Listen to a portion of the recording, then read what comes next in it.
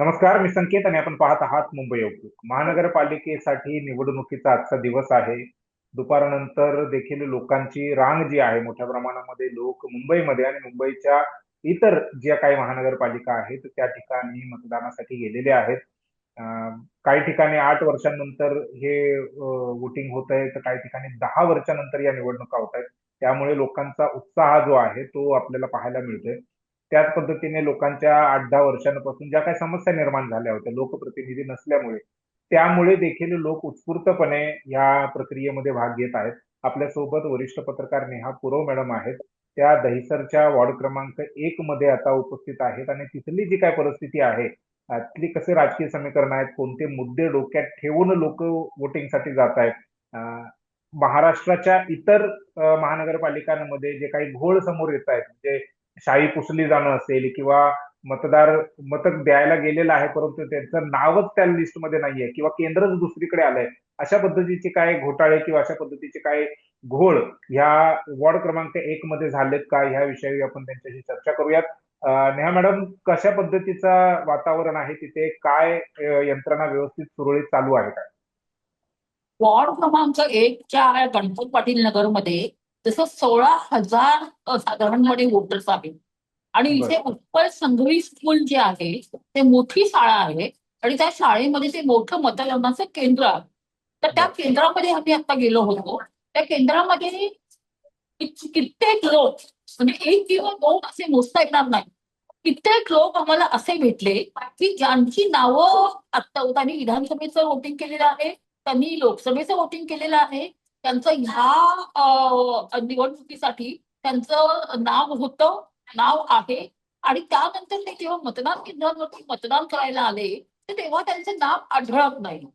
ते पहिल्यांदा इथे विभागीय स्कूल आहे, तर विभागीय स्कूलमध्ये त्यांचं नाव आलं होतं. विभागीय स्कूलमध्ये जेव्हा गेले तेव्हा त्यांचं नाव नसल्यामुळे त्यांना ह्या शाळेमध्ये पाठवलं. या शाळेमध्ये आल्यानंतर बघितलं तर ह्या शाळेमध्ये त्यांचं नाव नाही आणि कर्मचारी जे आहेत तर ते कर्मचारी त्यांना समाधानकारक उत्तर देऊ शकत नाहीये. पण त्यांनाही कळत नाहीये की हा घोळ कुठे झालेला आहे. त्याच्यामुळे दोन्ही बाजूनी वादावादी जी आहे ती वादावादीचे प्रसंग असे अनेक येऊ लागलेले आहेत. सतत वादावादी येते आहे.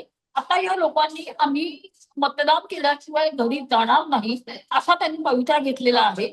त्याच्यामुळे काही लोक जे आहेत ते थोडंसं जमा होत आहेत आणि जमा होऊन तिथे ते साधारणपणे असं दिसतंय त्यांचं म्हणणं असं आहे की आम्ही थोड्या वेळाने इथे बसणार आहोत उपोषणाला आणि आम्ही उपोषणाला बसून आमची बाजू मांडणार आहोत की आम्हाला मतदान का केलंय, का करायला देत नाही आहे. मुझे वो वहाँ से वापस भेज दिया, बोले सीरियल नंबर लेके आओ तुम्हारा। कहाँ से वापस भेजी? विपग्योर स्कूल से। कितनी बार आप जा चुके हो? एक बार अंदर गई, वापस आए, फिर इधर से ये भी, इनसे भी बात किया, ये भी चिल्ला रहे मुझे, आवाज करके बात कर रहे कब से। तो आपका वोटिंग नहीं हुआ? नहीं हुआ। अधिकारियों से अगर पूछा जा रहा है, कुछ अगर आर्ग्यू किया जा रहा है, पूछा जा रहा है, उनसे जांच पड़ताल की जा रही है, तो वो लोग चिल्ला के बात कर रहे हैं, अकड़ के बात कर रहे हैं। आपका भी वोटिंग नहीं हुआ? मेरा भी वोटिंग नहीं हुआ। वोटर आईडी है मेरे पास, गवर्नमेंट साइट पे मेरा दिख रहा है, हर जगह दिख रहा है, मेरा सीरियल नंबर दिख रहा है, सब दिख रहा है, बट यहाँ पे कहीं नहीं दिख रहा मेरा। मुझे अभी तक वोट करने दिया गया नहीं है। तो अभी आप क्या करेंगे?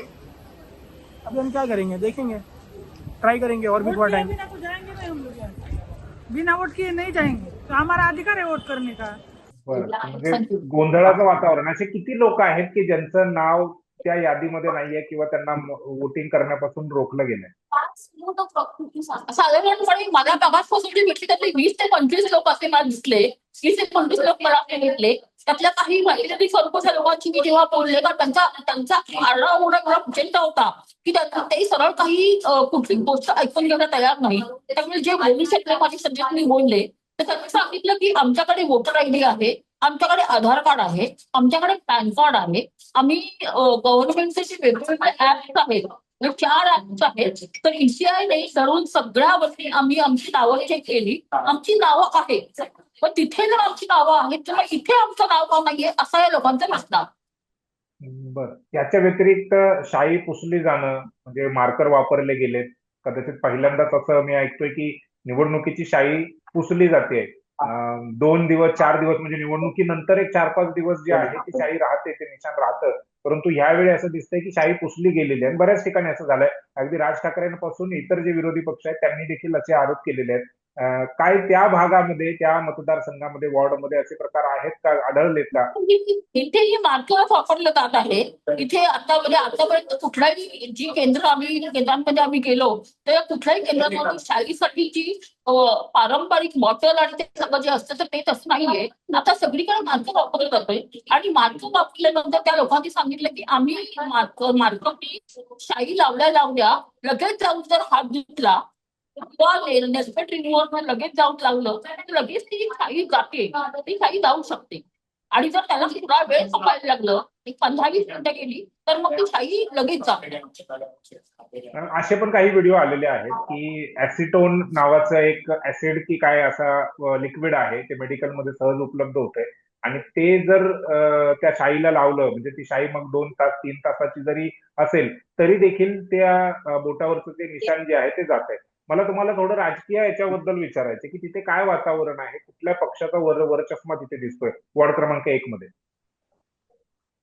समजेल परत एकदा प्रश्न रिपीट केला तर फार बरं होईल. माझा प्रश्न असा आहे की वॉर्ड क्रमांक 1 मध्ये कोणत्या राजकीय पक्षाचा वरचष्मा आहे? कारण तिथे काँग्रेसकडून शीतल म्हात्रे या 2-3 वेळच्या नगरसेविका राहिलेल्या आहेत, चौथ्यांदा त्या निवडणुकीच्या मैदानात आहेत. शिवाय शिंदेचे देखील तिथे एक उमेदवार दिलेला आहे, ठाकरेंचा उमेदवार आहे. तर कसं वातावरण आहे तिथे राजकीय, आणि कुठल्या बाजूला मतदार झुकलेले दिसत आहेत?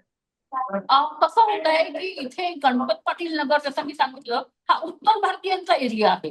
सगळ्यात जास्तीत जास्त ह्या एरियामध्ये उत्तर भारतीय आहे. त्याच्यामुळे जसं मगाशी मी सांगितलं आयसी कॉलनीचं मतदान जे आहे तर ते उच्च मध्यमवर्गीयांचं आहे. तर आयसी कॉलनीचं मतदान जे सगळं पूर्ण आहे तेव्हा आम्ही तिथून जेव्हा फिरलो तेव्हा ते शीतल म्हात्रे यांच्या बाजूने डिफरन्स दिसलं. पण इथे जेव्हा उत्तर भारतीय एरियामध्ये आम्ही आलो आणि इथे जेव्हा दिसतोय आणि आम्ही इथे जेव्हा त्या उत्तर भारतीयांशी बोलतो तर तेव्हा त्यांच्या मते ते मतदान जे आहे तर ते जास्तीत जास्त रेखा राम यादव यांना द्यायच्या जातोय.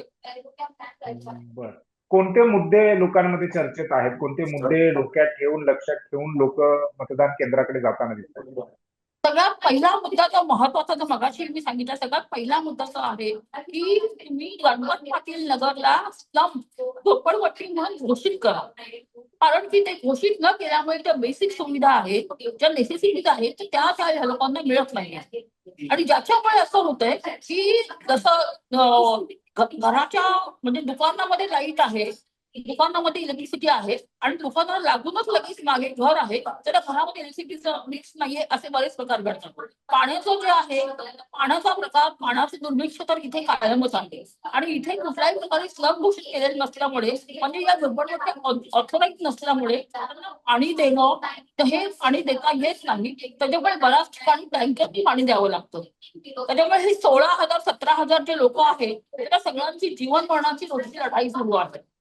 बरं, लोकांच्या काय प्रतिक्रिया आहेत? कारण हा प्रश्न जो आहे तो गणपत पाटील नगर याला झोपडपट्टी किंवा स्लम म्हणून घोषित करा, हा प्रश्न काही आत्ताचा नाहीये का? हा मुद्दा आत्ताचा नाही, गेल्या अनेक वर्षांपासून तो प्रलंबित आहे.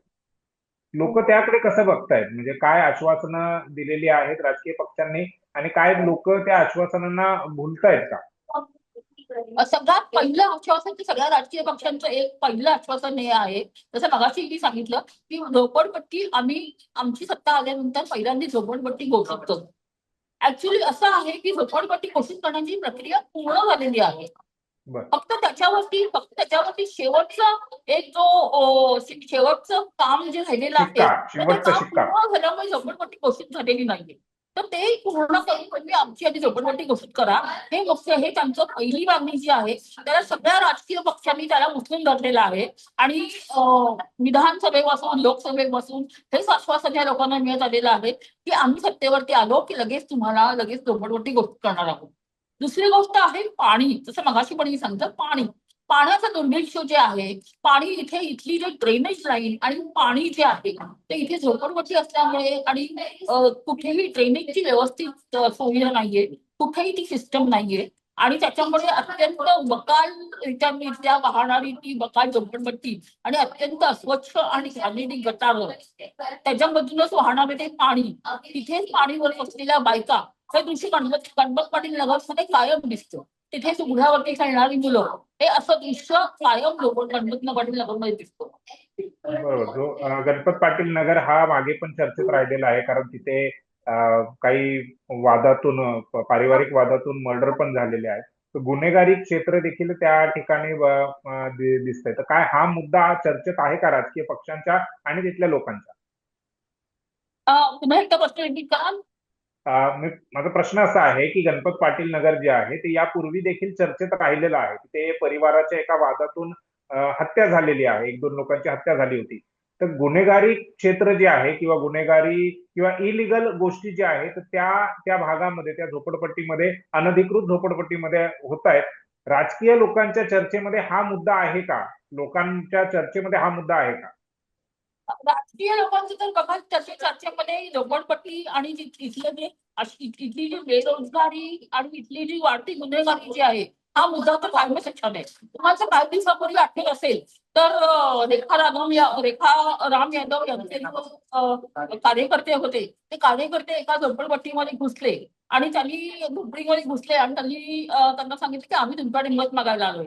ते झोपडीवाले चिडले, तर ते झोपडीतला जो पुरुष होता तर त्यांनी पायाने ओढत नाही, त्यांना मारत त्याला फटके देत आणलं. म्हणजे अतिशय वाईट प्रकारचे इथे असे गुन्हे घडतात आणि हे सगळे गुन्ह्याची तर लोकांना सवय आहे. आणि हे त्यांचं म्हणणं हेच आहे की हे सगळं इल्लीगल असल्यामुळे आणि हे सगळं इल्लीगल ठरवल्यामुळे आम्हाला या अशा प्रकारच्या ज्या घटना आहेत त्या घटनांना सामोरं जावं लागतं आणि अशा प्रकारच्या जे रोजच्या जीवनमानाची परिस्थिती जी आहे तर ती आम्हाला रोज सहन करावी लागते. धन्यवाद मॅडम. तुम्ही ही सगळी वॉर्ड क्रमांक 1 मधली जी राजकीय आणि सामाजिक परिस्थिती आहे त्याबद्दल तुम्ही माहिती दिलीत. आणखीनही काही वॉर्ड्स आहेत ज्या ठिकाणी तुम्ही जाणार आहात आणि तिथली जी तिथला जो ग्राउंड रिपोर्ट आहे ते देखील आपण तुमच्याकडून घेत राहू. तुर्तास इथेच थांबूयात. मॅडम तुमचं धन्यवाद, आभार.